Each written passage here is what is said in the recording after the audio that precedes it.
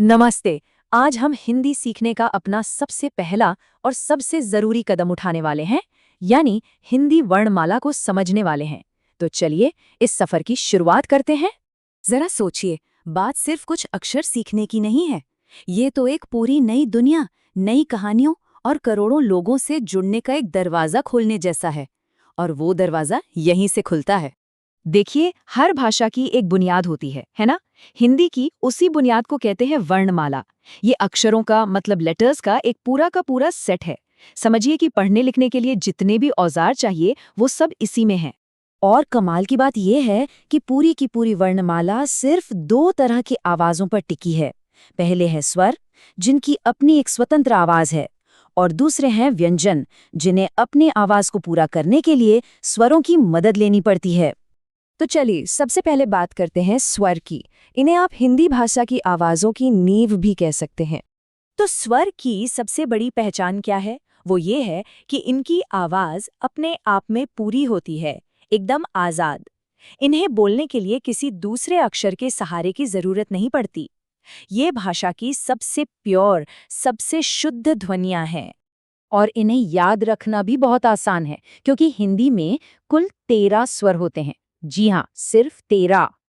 चलिए अब जरा इन्हें एक साथ बोलकर देखते हैं। अ, आ, ए, ई, ओ, ऊ, री, ए, ओ, औ, अंग, आह। बहुत बढ़िया। बस यही है वो 13 ध्वनियां जो हिंदी के हर शब्द को जान देती हैं। अच्छा, तो स्वर तो हो गए। अब आते हैं वर्णमाला के दूसरे और सबसे बड़े ग्रुप पर, जिन्हें हम कहते हैं व्यंजन।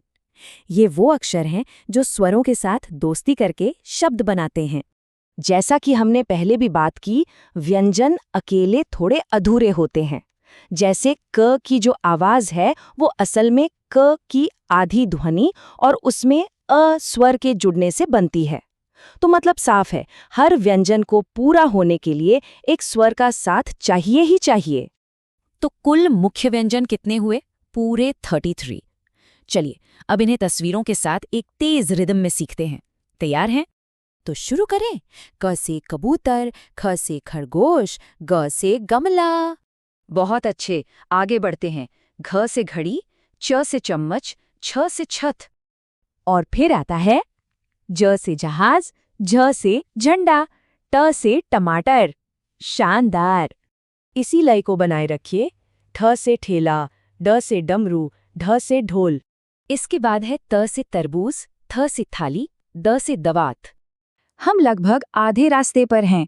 ध से धनुष, न से नल, प से पतंग। चलिए आगे बढ़ते हैं। फ से फूल, ब से बकरी, भ से भालू। और फिर है म से मछली, य से यज्ञ, र से रथ। बस अब कुछ ही और बाकी है। ल से लड्डू, व से वानर, श से शेर। और ये रहे हमारे आखिरी 3 मुख्य व्यंजन। श से षटकोण, स से सेब और ह से हाथी। बहुत खूब। वाह, तो स्वर भी हो गए और व्यंजन भी। अब वक्त आ गया है कि इन सभी टुकड़ों को एक साथ जोड़कर पूरी तस्वीर देखी जाए। तो ये रहा पूरा हिसाब। हमारे पास 13 स्वर हैं और 33 मुख्य व्यंजन। इनके अलावा 3 संयुक्त व्यंजन भी हैं, जो असल में 2 व्यंजनों के मेल से बनी खास आवाजें हैं।